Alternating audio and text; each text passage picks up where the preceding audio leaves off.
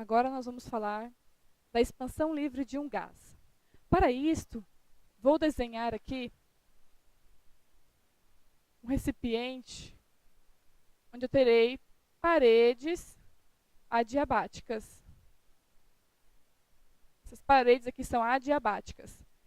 De um lado, eu vou ter moléculas de gás, essas partículas de gás. Só que em um segundo momento, esse mesmo recipiente vai acontecer o quê? A minha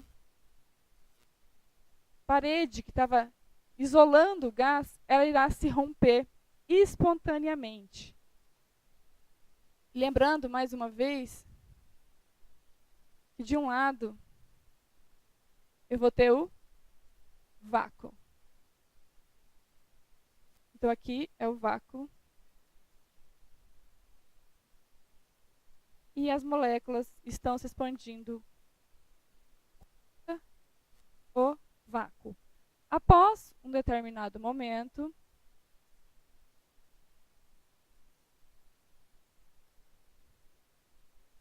essas moléculas se expandirão totalmente, tomando conta do recipiente e entrarão em equilíbrio térmico.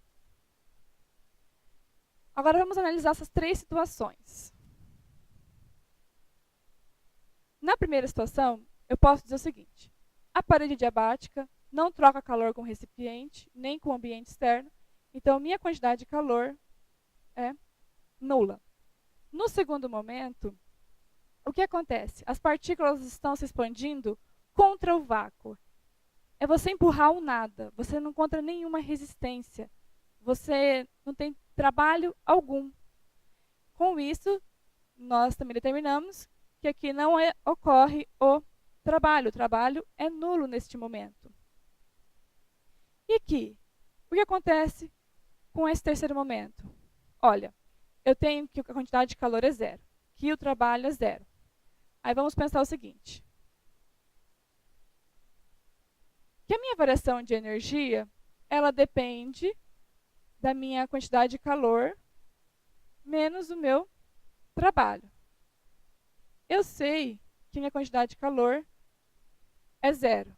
O meu trabalho também é zero. Então, a minha variação de energia vai ser zero. Então, aqui eu também tenho agora a variação de energia igual a zero. Mas espera aí. Variação de energia, o que é? É energia final menos energia inicial. Se eu não tenho a variação de energia, então eu posso determinar o seguinte: que a minha energia final vai ser igual à inicial. Logo, a minha temperatura final ficará igual à temperatura inicial? Será que esse processo é isotérmico?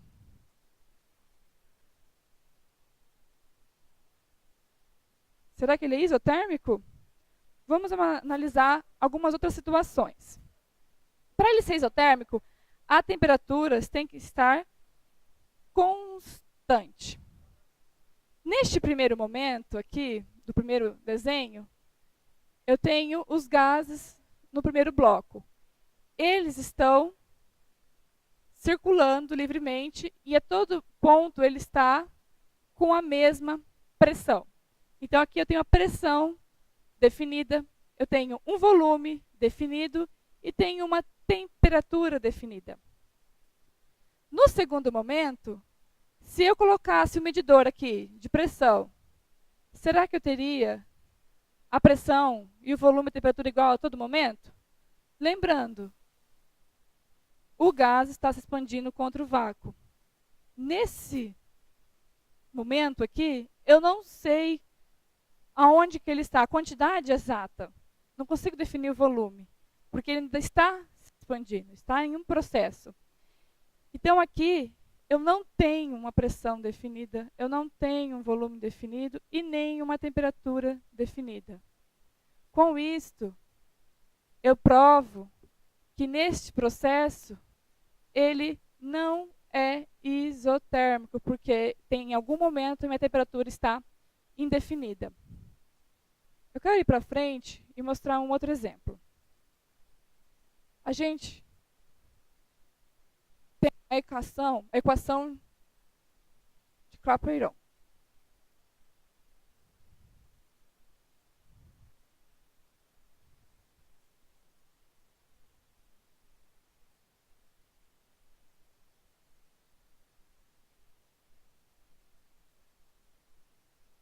Essa equação de Clapeyron, ela fala da equação de equilíbrio termodinâmico. Como assim?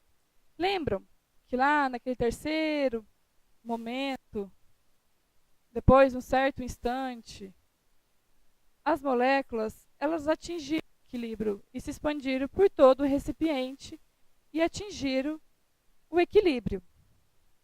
Então, quando a gente tem um equilíbrio, a gente pode desenhar aqui um diagrama e dizer o seguinte: é pressão versus o volume.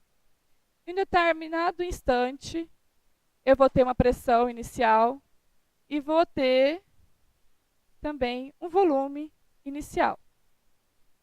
E depois, em um determinado momento, eu vou ter uma outra pressão final e também um volume final. E o meu gás, ele vai seguir uma ordem aqui.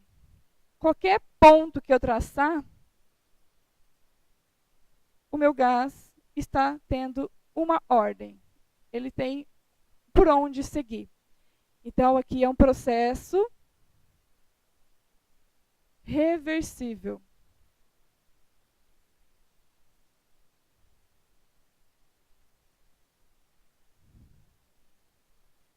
No segundo exemplo que foi passado, que eu vou desenhar novamente, falamos o seguinte. Lembram das paredes adiabáticas?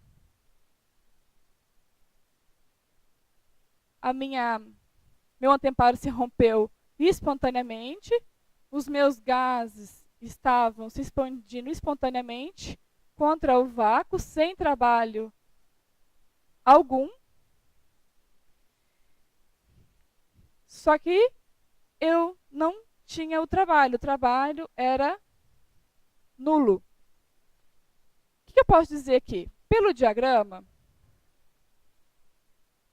aqui pressão versus volume, em um momento eu vou ter uma pressão e um volume.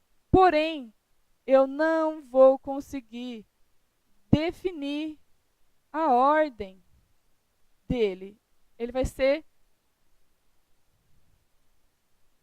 desordenado, vamos dizer assim. Ele não tem um caminho.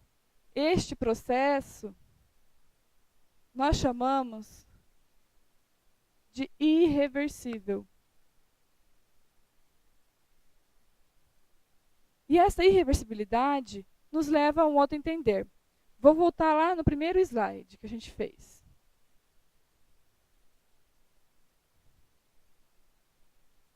Aqui.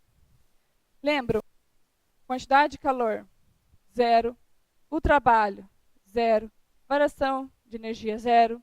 Não era um processo isotérmico porque em algum momento aqui eu não sabia qual que era a temperatura.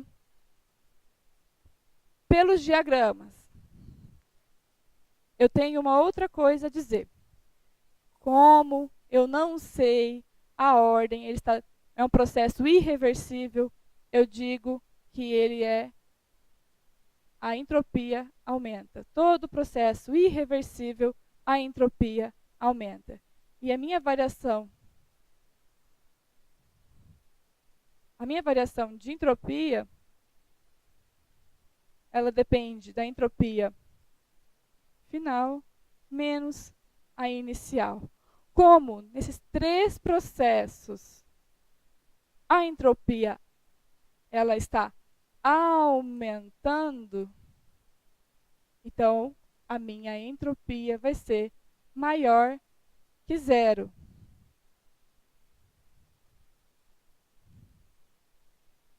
Aumenta